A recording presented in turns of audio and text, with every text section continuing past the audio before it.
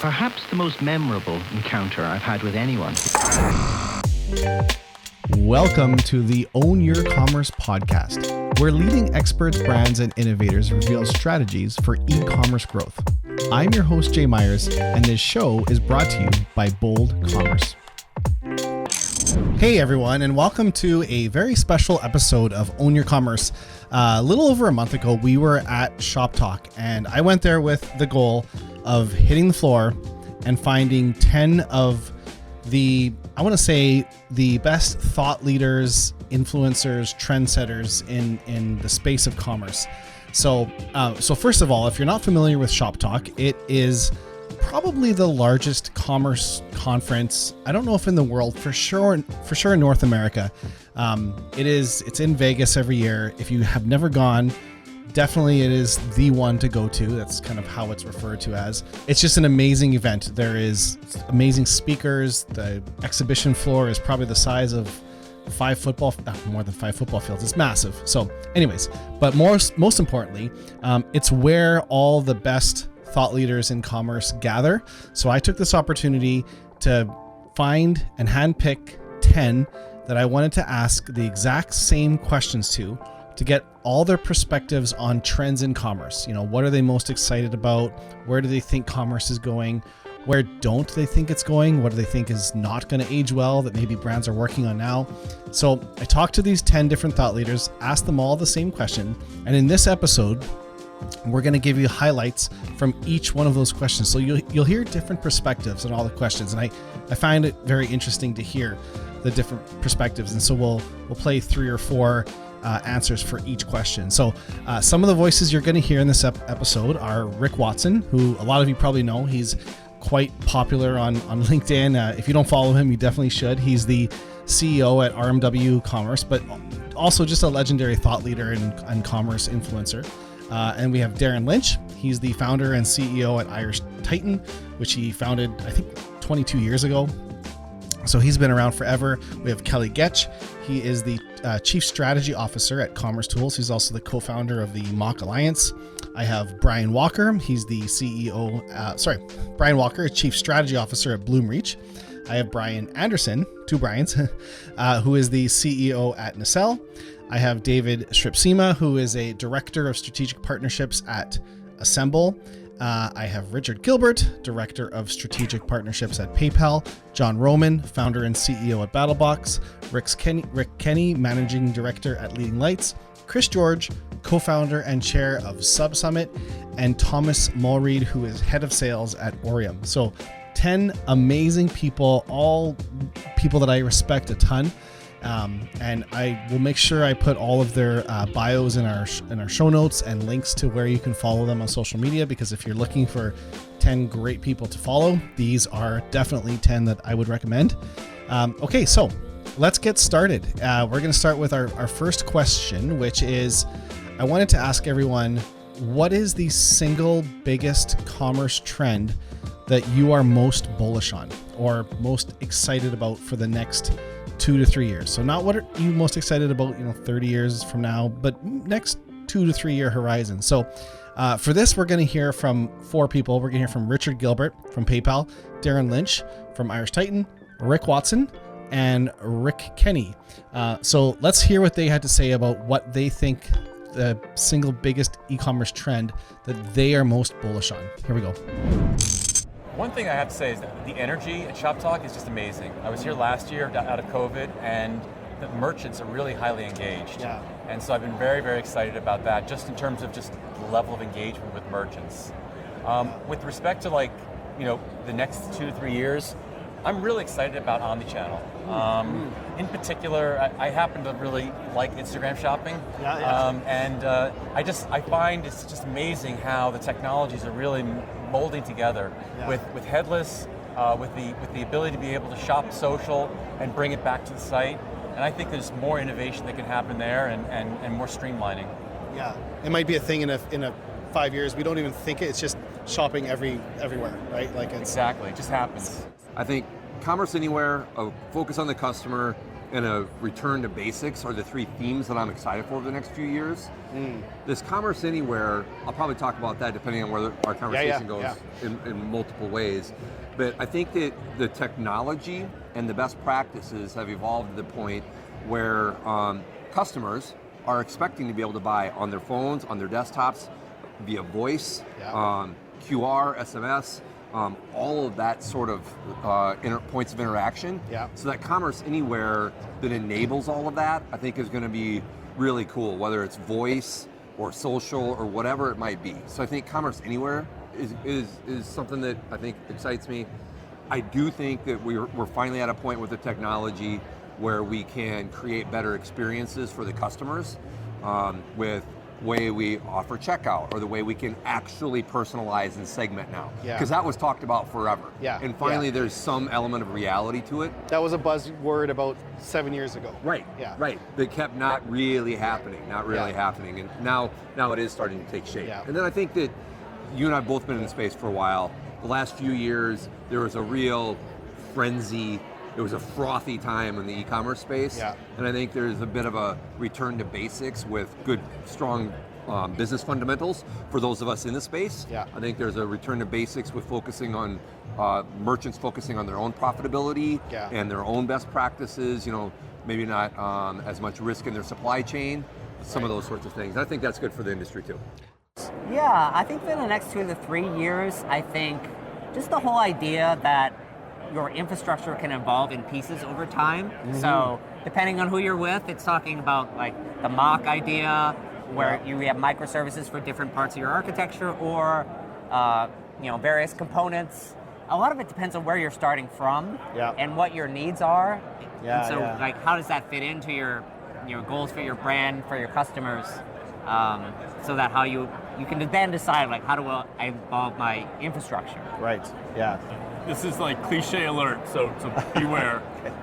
It is the generative AI use cases, and it's not the broad brush it's going to take over the world today. But those little focused cases of where I can inject things to make the PDP page a little bit better and easier to create, how it can change the journey maybe based on segmentation in a more fast and efficient way. Those little pocket cases along the way are really interesting right now, and they're pragmatically, it's a change against what we've seen as very aspirational metaverse and just massive changes. This is just changing and improving the way we've done things before. So it's an efficiency play, and it's here. It is here now. So this, you're bullish. This isn't going to come back to haunt you next year.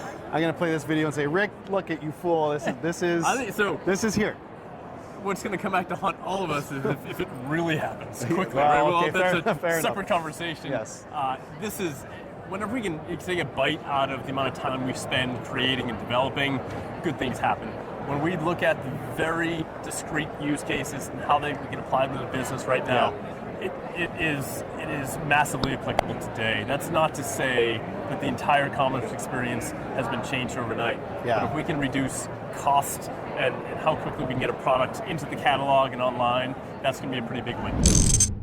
Okay, now I want to flip that around and hear what is something that people are least excited for, something that they think isn't going to age well. And I always say, like, what are brands spending time or money on right now that is wasted? It's a wasted effort. So the three we're going to hear from on this is David Schripsema from Assemble, John Roman from BattleBox, and Chris George from SubSummit. Let's hear what they had to say about things that they don't think is going to age well. I think that it's a really cool concept, but I think companies who spend their time right now trying to have a presence in the metaverse before they understand where their customers are, it's a problem, right? So I think that companies who go, hey, you know what, all of my customers are in Roblox, they're all in Fortnite. That's the metaverse. It's not Horizon Worlds or whatever Meta is trying to build. It's actually where your customers are spending time online. And so I think that like Roblox and Fortnite are the metaverse right now. Millions of people are attending live concerts in Fortnite. Right? There's massive marketing sponsorship activations happening there by smart companies who understand who their customers are and where they're spending time. And so I think that this notion of people saying, I need a presence in the metaverse, I need to have NFTs in the marketplace without understanding who their customer is and what they want, like it's a bit early. That's a problem. It's a bit early, and even then, like it will always be early. Yeah. Until they find out, oh, our customers now live there. Yeah. Our customers are now spending time there, and not all brands will have customers who do that, right? Right. There's going to be brands who should never be in the metaverse. Yeah. So I think that that'll be the trend that kind of peters out until it takes off. But there's almost no brand that probably couldn't realize the benefits of AI in some way. Absolutely. Yeah. So I don't know if it's necessarily not going to age well, but obviously the big thing everyone's talking about is AI, right? Mm-hmm. But this is the AI boom right now, especially for e-commerce. Yeah. And I think everybody can't win, right? And there's all of these companies that are either embracing it hard on the B2B side, or they're these brand new startups. Yeah. And the reality is, like, you've got to be careful with which partners you choose to integrate into your systems, because the reality is a lot of them won't be around. They're going to fail. Yeah. And there's only be so many winners. So I think it's almost a be careful and choose your AI partners very carefully. It's early. It's early, right? Sometimes being second to something is better than Let someone else learn from it and then embrace it. It's a tough question, because I don't know that I know 100%, but I think what's happening is too many brands are trying like blanket marketing strategies versus trying to get like really granular with who they're targeting. Right? Yeah. Initially, I was going to say, like, I think text is going to get played out because text might be the next email, and you're going to hit their inbox so much. Hasn't seemed to happen yet. Hasn't seemed to happen yet. I think people are being smart about it, but it could get bad. Yep. And then you're going to have more regulation around it, which is then going to like really hurt text messaging. Yeah. But I don't want to tell brands what to focus on. Yeah. So I think, making sure that you're not just blanket marketing. Yeah. Being really identifying who the customer profile is and doubling down on it, because there's so much competition now. Yeah. There's so many different avenues in the market, and so you got to be really diverse in how you market. Yeah. Okay, so for this next question, at ShopTalk this year, one of the biggest trends and buzzes around the floor was composable commerce. 5 years ago, or just a few years ago, you would have never heard the term. This year, it was everywhere. And so I wanted to make sure to get some thoughts on that. So the next question I asked was what they think will be the main benefits of brands adopting composable commerce or headless commerce now. And what that means is owning every component of their e-commerce stack. So composable commerce, for those listening, is where you pick your order management software, your content management software, your product management, where you do your content. I might have said that already, but every different component that makes up your commerce experience versus just going with a all-in-one package, which is a real trend right now. And so my question was, what do we think will be the main positive effects for brands who adopt composable commerce now versus ones that don't, and what will be their advantage in the next 2 to 3 years? So for this one, you're going to hear from Thomas Mulreid, Brian Walker from BloomReach, and Rick Watson. Let's hear what they had to say. I think speed. The use case that we always go back to is like, in 3 years from now, is your business model more or less complex than it is now? Mm-hmm. Spoiler, it's never less. Yeah. So if you want to keep moving fast and you don't want to get bogged down, I think composable commerce is one of the best strategies to introduce more speed maybe today, but also continue to build on that speed over time. And it's about building features, it's about shifting your strategies for your customer and your market needs, but it's also just you don't have as much pain because you're building a technology strategy around your business model instead of having to fit it into the box that you're going for. Yeah, I mean, the reality is agility and flexibility, and really connected to the topic we just spoke about. For example, do you want to be kind of stuck and unable to test something like a generative conversational commerce experience? Yeah. Or, do you want to be able to kind of lean in and test that relatively easily and cost efficiently? Okay? Getting to that point can be onerous for some, but I would recommend that businesses really just think about this is a program of transformation over many years. Don't try to boil the ocean. Don't try to do it all at once, but really start moving in that direction so that in a relatively short period of time, 18 to 24 months, you're in a position where you have greater agility and flexibility and can benefit from some of the cost efficiencies. Basically running all these multiple channels. We're already in an environment, right, where you've got many, many different channels you're trying to manage. And you can do it in a consistent way, and also then start to think about serving the customer in a contextual, consistent way across those. So I'd say flexibility and agility to trial, as well as efficiency gains on the other side. And frankly, this is the direction, right? So it's either start now or start later. Pay the piper now, pay the piper later. But I would not recommend you try to do some big transformational, boil the ocean, big bang project. I'd just say this is an incremental strategy, and you're probably already composable to some degree, respect, right? And you're probably already using a lot of APIs from different solution providers. You're already down this path. There will be some bigger steps along the way, but those are the advantages, and it can be hard to quantify. But the reality is, you don't want to be the one who's inflexible or too slow to market. Okay, now the next question is a bit of a selfish question, because we're going to focus on checkout a little bit. Maybe selfish because we are a checkout company, but not selfish in the sense that everyone listening here should also care deeply about checkout, because over half of your customers are lost at checkout, and it's definitely an area that needs more attention. So focusing in on checkout, I wanted to ask everyone, what are some exciting things that headless and composable checkout, essentially decoupling checkout from your platform, what are some exciting things that can offer brands in terms of increasing revenue, selling more places? And so, we think of checkout normally as online, you add to cart, you go to checkout. But when you think about decoupling that, you start to think about how voice can play into checkout, SMS, in-store kiosk, QR codes. The sky's the limit. So I wanted to ask everyone what their thoughts were on what they were excited of headless, decoupled, composable checkout, what that allows brands to do. So we're going to hear from Kelly Goetsch, CSO at Commerce Tools, Darin Lynch from Irish Titan, and David Schripsema from Assemble. Let's hear what they had to say. My response to that bubbles up to that theme of commerce anywhere that I mentioned. Because when you have the headless environment at your disposal, then you can do, in theory anyway, right, a voice-activated checkout. And I think that, I don't know how pervasive voice is going to become, but that is an absolutely untapped market, right? Nobody's really solved it yet, but that commerce anywhere, customers want to buy in ways that are convenient for them, right? Way back when, one of my early projects before even starting Irish Titan was a real extensive retail CRM project, and for Wilson's Leather. And one of the things that was being bandied about in the CRM space way back then was that CRM was about doing business the way your customers want you to. That's what I feel headless allows. It's what this commerce anywhere, I think, speaks to. So I think it's pretty compelling if I'm a merchant and I have customers who might be shopping at kiosks, if I have kiosks out and about, or tablets, right? And just decoupling that to facilitate the checkout. I think you want to take that transaction. You want to convert that opportunity whenever you can. And headless facilitates that.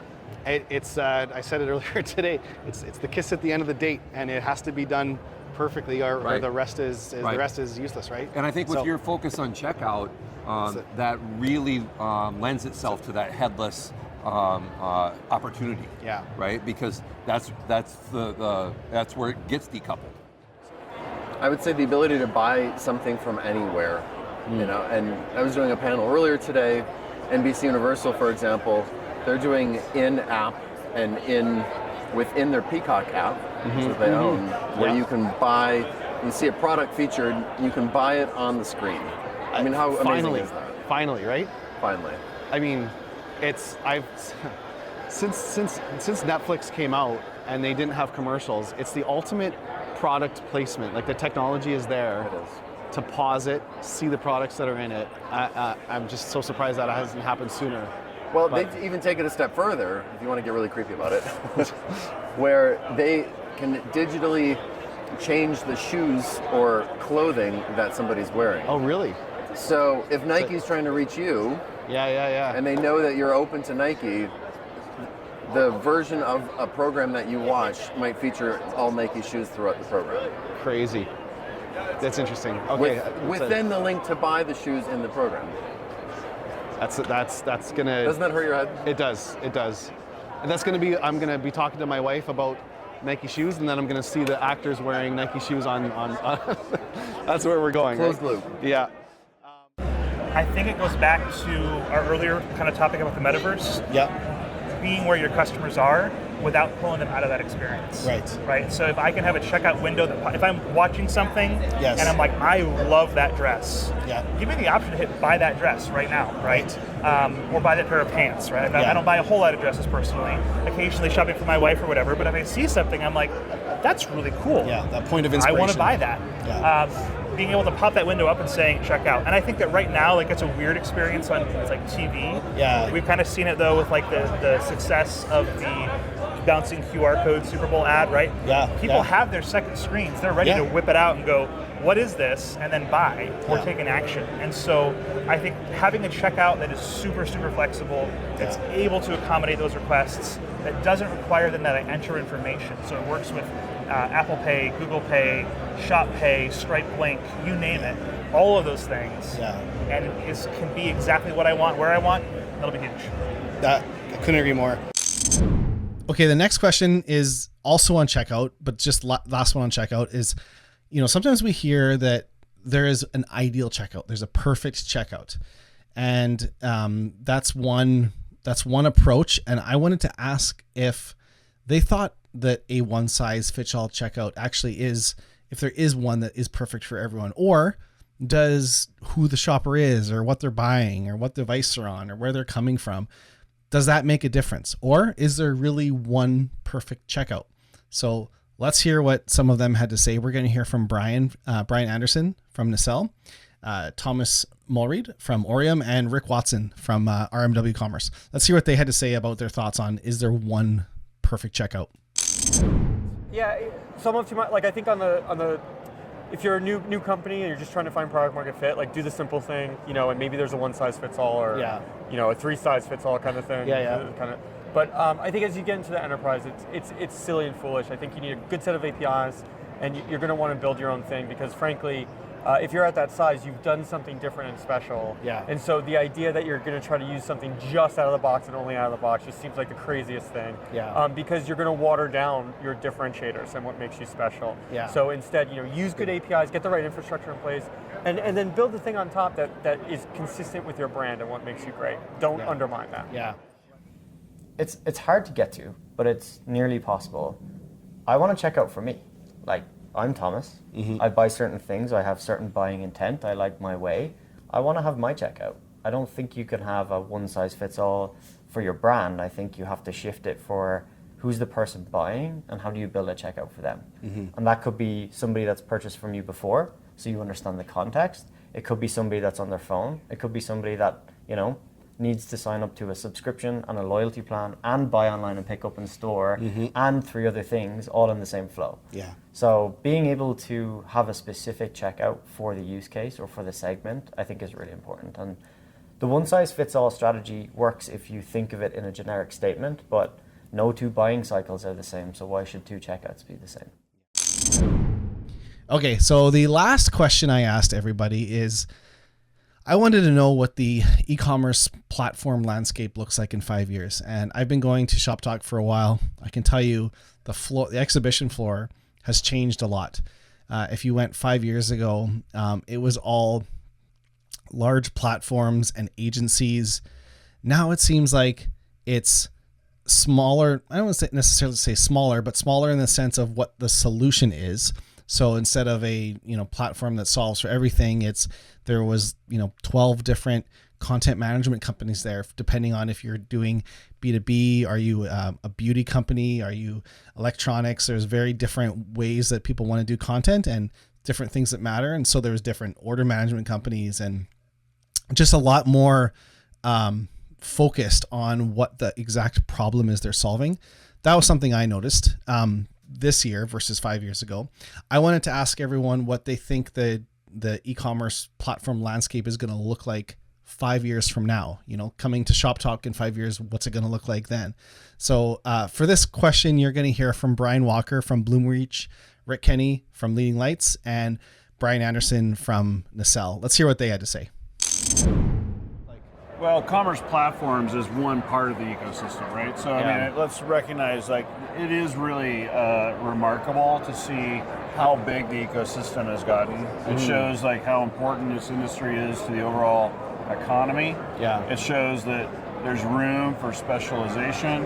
I don't know how many exhibitors there are here, but it's remarkable, it's a lot this right? year. It's yeah. remarkable, yeah. and maybe that's maybe we see a little bit of a retrenchment given the overall macroeconomic and venture capital and market and so forth. So perhaps this might be a bit of an inflection point, but it's remarkable, right? Now you asked a question like, what do we see going forward? I mean, I already mentioned.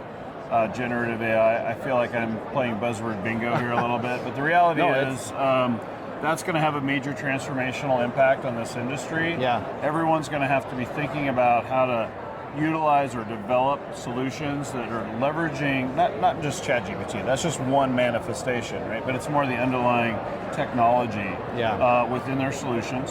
And then obviously, I am a mock advocate. I do think certainly composable microservices, right? And I think over the next few years we'll see orchestration and integration improve between solution providers. And I think AI might help that. AI very well may help that. Yeah. That's exactly right. And so we've often seen this sort of pendulum swing in this industry between best of breed and suites and so on. But I think now we're getting to the point where the technology has matured, right? SaaS solutions, API first, ease of integration, orchestration tools, other things that are making it easier to blend and combine. There are still some use cases that are challenging when you're blending different SaaS solution providers in a best-of-breed fashion together, like personalization, which we feel like we can uniquely solve for. But the reality is, it will improve. So I see that. Actually, if anything, that'll democratize further. We might see some consolidation in this market, of course, that's natural. But I think, sort of in a sense, we're kind of in a different era of how easy it is to do a startup, how easy it is to enable integration of point solutions, standardization around architectures. That combined with generative, I think, and perhaps even general AI, will probably transform this industry in a pretty dramatic way. Perhaps some of the most dramatic changes we've seen in the last 15 years. Yeah, I think so too. One of the really interesting things about just e-commerce in general, this show started as more of a direct-to-consumer type show. It was before we really said things like digitally native, and even D2C wasn't something really said back then. This is 2016 or so when ShopTalk really began. It was a time when retail was starting to get hip to, this digital thing is real, it's not just emerging, it's here. I think ShopTalk served that really well. What we're, I think, starting to get into is all the other layers of the experience of selling goods are now here. And so I think we see a lot more of the digital shelf. We see much more in retail media networks. We see traditional e-commerce and direct-to-consumer selling. We see marketplaces here. So we're seeing all of those solutions. It's not just a small pocket of solution, it's everything. That's only going to expand. I wouldn't be surprised if we started to see more non-retail trying to figure out the retail side. FinServe is not far behind in what they're doing here. There's a ton of parallels. Travel's not far behind. There's a ton of parallels. Those things will start to converge. It'll be courageous for someone to come in if they're not in the retail, but if you're looking for new business and you want to try and find maybe a new channel opportunity, maybe you come in here and try and do some of this. I think there's less of these sort of like all-encompassing boxes. I think it's more about, okay, what vendors do you use, again, for checkout, for order management, for content management, and what are the systems that's going to bring all those together to create, the shopping experiences that you want to craft. And so I just think it looks very different because I think today's world is still dominated by legacy platforms that are built 2004, 2005. The joke I always say is like, hey, were you walking around with your BlackBerry buying a pair of Jordans? Right. It's like that's when these systems were built, and gosh, the world is a very distributed, service-oriented world now. So those models are out. Well, that's it for this show. I hope you enjoyed that. I really enjoyed talking to all these folks at ShopTalk. if you enjoyed some of their answers, follow them on social media, follow them on LinkedIn, Twitter, give them a shout out, tag them in a post, say, hey, listen to you on Own Your Commerce, loved what you had to say about this. You'd be surprised how much things like that mean to people. And lastly, if you did enjoy the show, would you consider leaving a 5-star review? It takes 5 seconds. 5-star reviews make a huge difference, and it helps with our ranking, quite honestly. And if you think this show brought value, recommend it to a friend, someone you know who's trying to innovate in commerce, someone at your company, or someone else running a commerce business. That's all for this week. Thank you so much for listening. We'll see you next time.